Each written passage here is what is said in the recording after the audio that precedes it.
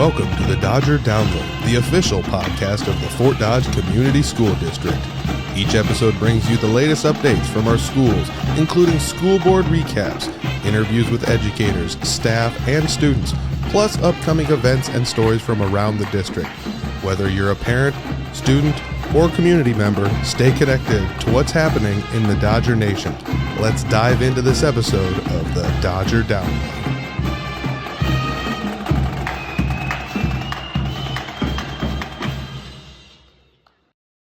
Welcome to the Dodger Download, the official podcast of Fort Dodge Schools. I'm Superintendent Josh Porter, and today's episode is all about our TAP program at the high school.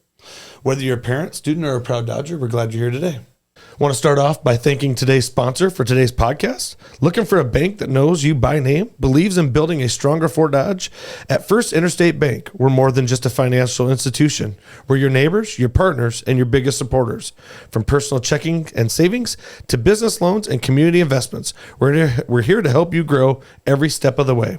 First Interstate Bank, proud to serve Fort Dodge, proud to serve you. Stop by today and experience the difference of banking local. All right, before we dive into today's episodes, it's time for board tidbits. Last night we had our regular board meeting. I kind of feel like I say this every time we had a light board meeting, but it's going to pick up over the next couple months. So usually November, December are a little bit slower on action items, but we did do the final reading of our policy for our Gateway program. So we are going to start having an alternative path to graduation for students, specifically designed for students 17 to 21 years old that have dropped out of high school.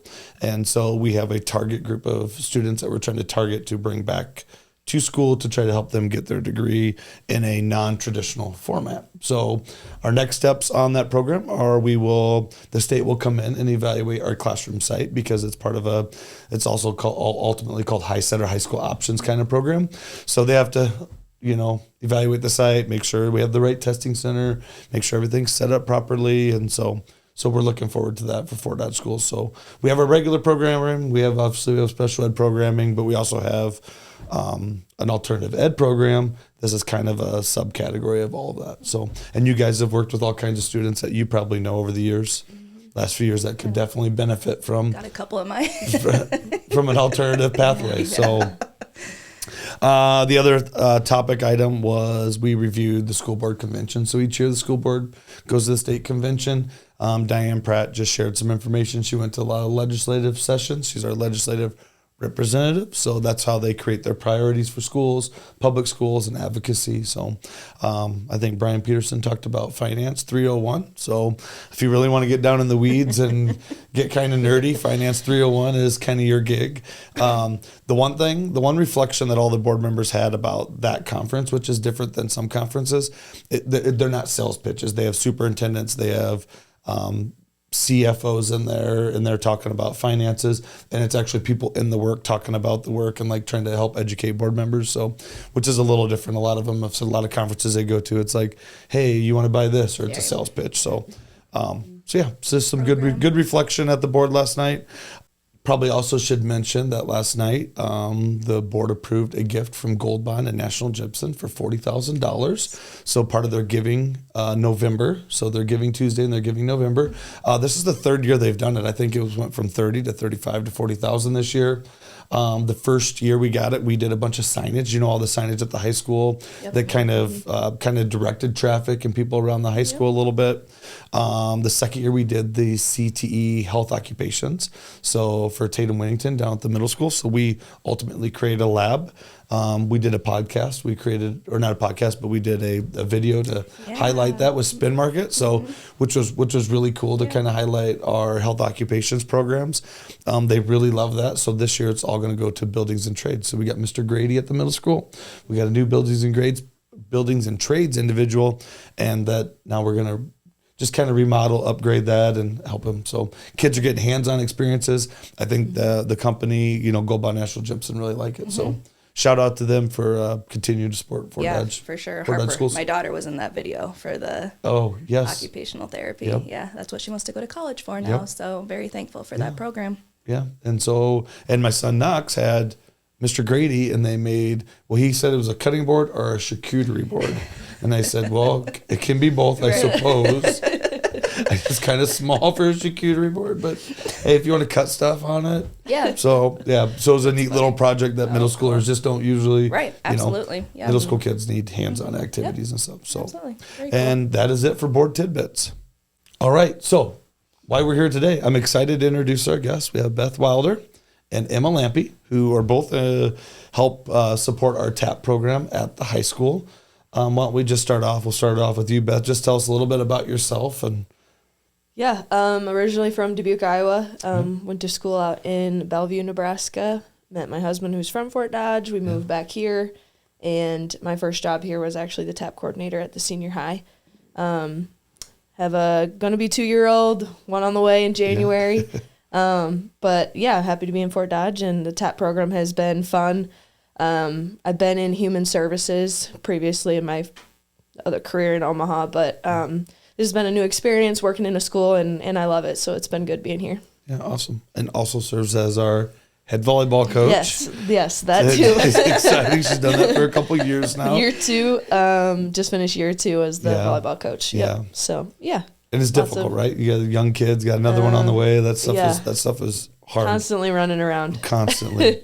It takes lots of help. Organized chaos, right? Yeah. Organized chaos, for sure. And we've been there. You talked to Miss Porter up at the high school, like we were there. Like, You're still there. I miss it, but I don't miss it at all. Miss Lampe.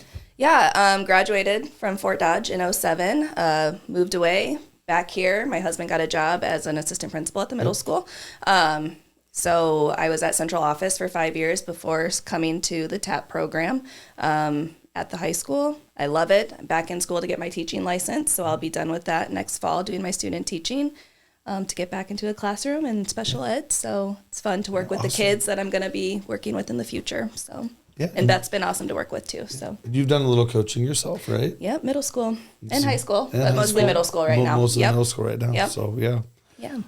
We need a lot of people to wear lots of hats at Fort Dodge schools. So I appreciate all your guys. Yeah, of course. Yeah, especially because when I was the AD, so the transition and understanding the importance of that, and it does help when you're working in the school and have a connection with kids. It's a big advantage to that. So, so the TAP program, like. It's not just tap, like we're not tap dancing or doing anything. No dancing, absolutely not. You don't want to see us dancing. No dancing, but just tell us about the TAP program. What is the TAP program? What does TAP stand for? TAP, so Transition Alliance Program. We're a contract between the school district and Iowa Vocational Rehabilitation Services. We cover a variety of things, but the biggest thing is the transition piece between high school and post-graduation. What are kids going to do, and how can we help prepare them and get them to where they want to be? Our target is students with a disability, so any student with a 504 plan, IEP, or even just a health disability that maybe they don't need a 504 or an IEP, but that's our focus. And every day it looks different. We run the school to work programs, so we're getting kids out to job sites, getting work-based learning, and we go into classrooms and do pre-employment transition activities. Is the pre-ETS is what it's called. But we do a variety of things between working on resume, interview skills. The list is endless. Self-advocacy skills. Job exploration, so kind of figuring out what kids want to do and how we can help them, especially if they're not going to college, which a lot of our level 2 students, level 3 students will not. So making sure that they're ready to go and find a job and give them the skills they need to be able to be successful after high school. Yeah. Well, that's awesome. So what does the day look like? Like, what did yesterday look like, Emma? So like we said, we run the school to work program. So right now that's kind of our big focus. We have students that we take, we go to Hy-Vee, and they work on dishes in the kitchen. So teaching them those employability skills. We have students that go to the Marion Home, the Key right now, consignment store, Triton Cafe. We have kids that do like work school, so they'll go out to the weight room and clean off the machines and clean the mats and stuff like that. Kids that go and just help the lunchroom ladies and clean the tables. So really a big portion of our day is just getting the kids to where they need to be. We have great paras that go with our students if Beth and I can't be there. Otherwise, Beth and I are at job site. Oh, we have almost home too that we started going back to. Sorry.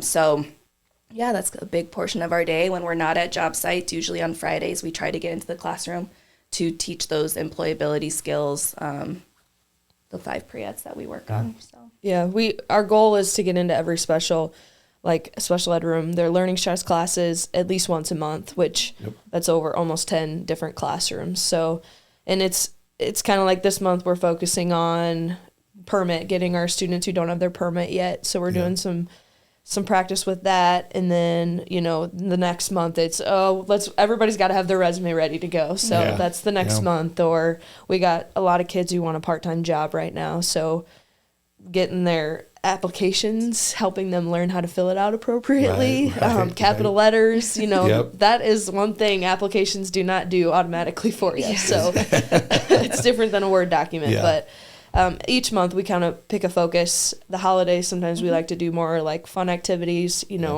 making Christmas cards for nursing homes, different things like that to get, the community involvement too. But, so how many kids are roughly in the program? And then do you guys have to go out and recruit kids? Do you work with the special education staff at the high school to figure out what kids would fit into the program or who you need? Yep. So there are 2 parts to the TAP program. So the first part is any kiddo that just signs up for pre-ed services.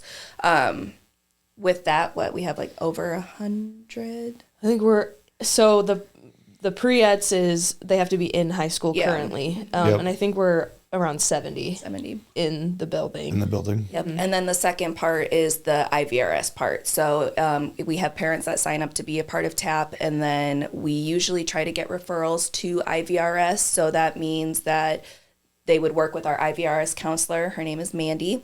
And then if they are eligible, she'll get documents based off their disability, and if they are eligible for IVRS, then Beth and I will stay with them until they're the age of 26, or they are employed in the job that they want to spend the rest of their life doing. Gotcha. So that's the second part of TAP, and we probably have in total on our total caseload, we're looking at a little over 100. Between postgraduates, we have a handful that are in college right now that we're working with.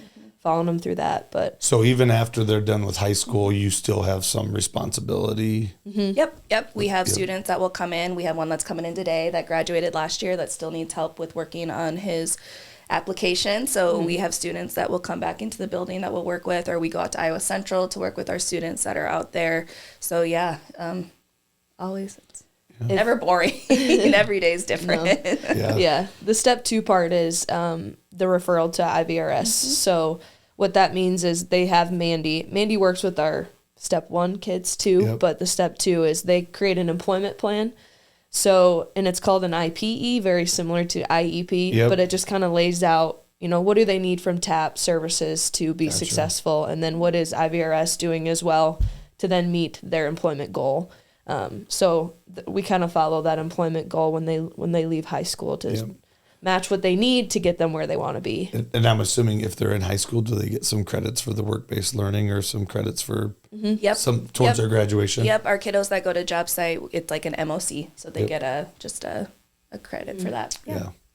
That's awesome, and especially with the state putting such an emphasis on job experiences and real life applications. This is a really, really important program for us. We've been very lucky with our businesses that are willing to allow our kids to come in, and they treat them just like their normal employees, and it's been a really good experience. So, how often do these kids usually end up getting a job at some of these places?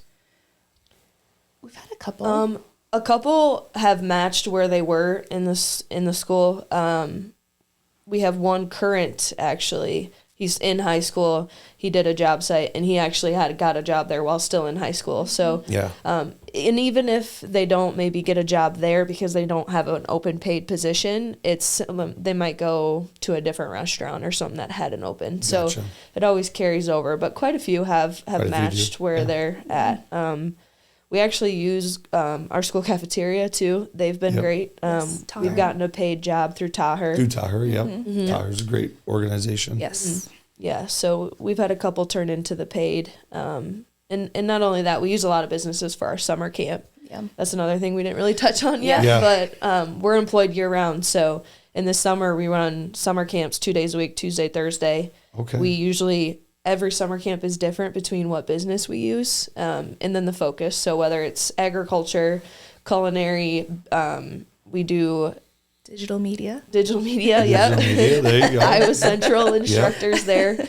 But we try to touch on every industry. And usually the summer camp has some type of activity involved. So whether we're tie-dyeing shirts, just following directions based off of that. We use Iowa Central quite a bit, too, with their different instructors and their different programs. But we try to touch every business we can. Yeah. So, and our community's been really great with that. So, is this, I was at another high school, obviously, before I got here. I don't remember us having a TAP program. Is there a lot of high schools in Iowa that have TAP programs, or is this... Yeah. You guys are There's aware quite of? a few. There's quite a few. We meet once a month. Yep, once a month. We meet with all the TAP programs around the state of Iowa and just bounce ideas off of each other. How does this work? How does summer work? Like, we have an issue. How do you guys handle it? How do you get more businesses to open up? That type of stuff. So it's a really good community that we work with to bounce ideas off of one another. But yeah, there are quite a few Des Moines, TAP programs. Waterloo, the smaller schools, not so much. Like, most of them will have a voc rehab counselor, though, that covers that area. Now, whether they have visits or something. Yep. They'll do those activities, but they don't get in as much as they would like just because they're covering multiple schools. So TAPs really help voc rehab provide those activities more often and those referrals as well, just because someone is in the building. But all the bigger, Waterloo, Des Moines, Burlington, Council Bluffs, Burlington, Dubuque. all the Dubuque does. There's quite a bit, and actually on the VR website you can go on and find all the schools that have a TAP program. Oh, gotcha. Okay. Yeah, no, there's quite a bit, and they're expanding too, just because they've noticed how much of an impact TAP has in high schools. So I would see there's a lot more coming in the future. Yeah. Absolutely. We've talked about the benefits. What is the toughest challenge you guys face probably every day? The soft skills. Yeah. Them understanding the importance of those soft skills, like getting kids comfortable with talking to strangers, you know, and that's not just our students, that's any student, you know. But that would probably be the biggest thing that we try to enforce on a daily basis. Yeah. The other thing too is matching what they want to do as a realistic goal for them. You know, there's a lot of cool careers out there that people, that would be really fun to do, but do your skills match that career right now? And how can we get you there? Or something relatively close to that industry, you know, that's also a lot of tough. YouTubers. So I'm going to put this in realistic. So I really wanted to play football in the NFL. And that really probably wasn't a career match for me that I found out when I was in high school. Yeah, absolutely. Yeah, we have a lot of kids that want to be YouTubers or doctors. And so trying to find that balance of, we can set that goal, but we got to start getting into like gen ed classes, and we got to start, you know, expanding our. Yeah. We got to start liking school because doctors are in it for a long haul. You're in it for the long haul, for sure. So so that's probably another challenge that we have. Yeah. You don't want to be the bearer of bad news, but you still want to keep their goals up, and so. If there was something you're like, hey, people should really know this about TAP and about this experience, like what would you want to share with people? The biggest thing I think is seeing our employers that we've partnered with after having our students come to work. I don't know, they just are so happy, and it just brings a different type of environment to the business, and I don't know, the smiles when we walk into a business and they're like, hey, welcome, you know. I think that's probably the biggest impact when it comes to the relationship building between our businesses and our students. Just giving them the opportunity and figuring out, you know, what job here would be a good fit for you, or how can we adapt. But I think just the outcome into, like, I'll use Hy-Vee because I've been here, this will be 4 years, and we used Hy-Vee the last 4 years. Yep. So they're always the one I refer to just because I have the most experience with them. But at the end of the year, they always give our students like a little gift, like congrats. Especially last year, we had 2 seniors there, and they spoiled the heck out of them. Yeah. And it's that part I think is the biggest thing, and just having them see like they graduated and this kid now is going to go get a paid job, and we were a part of that. I think is probably the biggest thing. And the more businesses we can have, the different variety we can add, is always great because, like I said, matching what our students want to do to the industry, the more industries we have, the more opportunities we can provide. So that's probably just the impact and just seeing the relationship piece between. Yeah, it's awesome. Emma? No, I agree 100%. It's just our students don't get, unfortunately, a lot of experience when you do have a diagnosis or a disability. So being able to just see them going into work and creating those relationships, and I'll also go to Hy-Vee too. Yeah. I go there quite a bit with our students, and just even the people that eat there every morning for breakfast, when they see our kids come in and they, hi guys, how are you? You know what I mean? So giving those kids those experiences that they don't usually get to experience on a daily basis, it just warms your heart and makes our job worth it. Yeah, awesome. Well, anything else you'd like to share about the TAP program at Fort Dodge Senior High? Or if people have questions, you two are obviously the ladies to reach out to. Yeah. If you're a business that's interested, like I encourage you to reach out. You know, if they haven't reached out to you and you something you're interested in, you're listening, like reach out to Emma or Beth. I'm sure they'd be more than happy to help you and talk to you about what that would work, what that would look like. And I know we're always looking for partnerships, I have to imagine. Yes, of course. Yeah, always. absolutely. And it can be anything, just cleaning, simple skills, not anything extraneous. Job shadowing, and, any variety. We're always looking for new opportunities for our students. So summer camp, we usually try to add a different business every summer to one we didn't use before. Our students have some favorites when it comes to summer camp. The community orchard is definitely one of them. Definitely one of them. That's been a regular the last couple of years. How is summer camp different from just regular during the school year? It's only 2 hours. So, and it's more just that career-based focused on that day. So we've gone to the LEC. That was a new one our kids loved. So they just get to experience an activity. Like, this is what a day looks like in this job. Yeah. And they kind of go over the requirements. So it's not different. It's just, it gets the kids out of the house. It gets them to experience a new job that they might not have ever even thought about before. So, the law enforcement center was a little eye-opening too, because we got a tour of the jail. And some of our kids, when we went upstairs, they're just like, whoa. Yeah, they had people in the cells, and they're like, what's happening? People could really go to jail. So that too, it just puts a realistic picture, because, not a lot of people have seen the inside of a jail too. Right. So not only for our students, but some of like us. I was like, okay. But it's all crammed into one day too. So there's a lot of topics we talk about rather than a job site. We go to work that one day and this is the task. So we saw the inside of a courtroom too that day. Yep. So we kind of crammed the whole law enforcement center into one 2-hour shift. So we're bouncing around, lots of questions to the staff and employees that work there, but it's just kind of crammed into one day. How many and as much fun activity as we can get. We don't sit down and lecture them. No. It's just, it's the fun part. Summer's supposed to be fun, and we want them to come back the next summer. So, but they're getting an experience, right? They're learning about working at the police department, or if you worked at the jail, or, if you were in the courtroom. And things like that, which is they got to go sit on like the judges. They acted out a little scene like they were in court. So it's just fun. It gives them a different view. That's on awesome. Like, I want to be a lawyer, or I want to be a cop. Okay, well, this is it. Like, it's not just like in a movie, like this is what we actually deal with. So it's fun. Our kids love it. Questions go in every direction. They do. But it's their chance to ask, like, how did you get here? What did you do before this? Did you go to college? What's your degree in? Do you need a degree? So it's just a lot of question and answer too. So gives them time to do that rather than we're going to work and we got an hour. Let's get as much done as we can, and then we're out. So Well, awesome. Well, thank you, ladies, so much for joining me today. As we start to close off today, this is the winter months and it's so exciting. And we've already gotten like 20 some inches of snow. Yes, and we've maybe already more tonight. had to have a late start, and we got winds of 50 plus miles an hour. And so just encourage everybody to follow our social media page. Absolutely.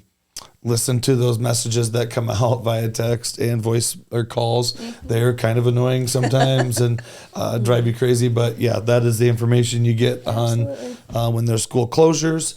So always stay tuned to that. Right now is concert season at all the elementaries. Yep. So, I think my little guy has one at Cooper on Friday. I think we had some last week. Middle school, Middle school, things like that coming up. We had reindeer at Butler Elementary. I saw that. So I think we're working on putting stuff on Facebook. So Trent Grundmeyer, who people may know Trent from running a hiring firm for superintendents, but he also has started some educational program at BV. He is like one of only 2 people in the United States that have a reindeer farm. So he has 4 reindeer. So 2 of them. I was gonna ask where they came from. 2 of them came yesterday. Cool. It's just outside of Huxley. Yeah. The kids got to go out and see them, and so it was really. Oh, that's awesome. I know. It was really kind of a cool experience. Like I saw reindeer on the movies, right? Like on Christmas exist. Movies, but there's actually real reindeer. They were in Fort Dodge yesterday. That is so cool. So that was cool. that was really cool kind of experience for our kids at Butler. I love that. In the heart of wrestling and basketball, it seems like there's always something going on, and swimming. So there's never a down moment for activities and athletics. We're probably ramping up on speech contests. We got the musical coming up in March. So it's just, it never slows down. So thanks again for joining us on Fort Dodge Schools podcast. Be sure to follow us for more stories, updates, board tidbits. Until next time, go Dodgers. Go Dodgers.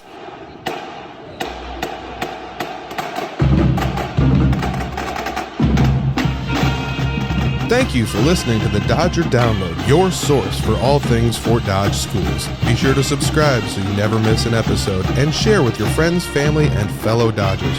For more update and resources, visit us at fdschools.org or follow the Fort Dodge Community School District on social media. Until next time, keep showing that Dodger pride.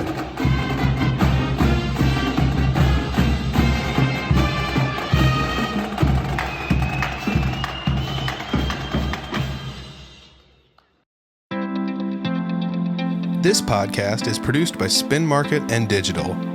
Located in Fort Dodge, Iowa, Spin Market's highly skilled team can help you increase your market by updating your website, improving SEO, designing advertisements, and producing podcasts that will grab the attention of your market. Contact Spin Market today for all your digital marketing needs at digitalagent@spinmarket.com or call us at 515-302-8026. And to learn more, visit our website at www.spinmarket.com.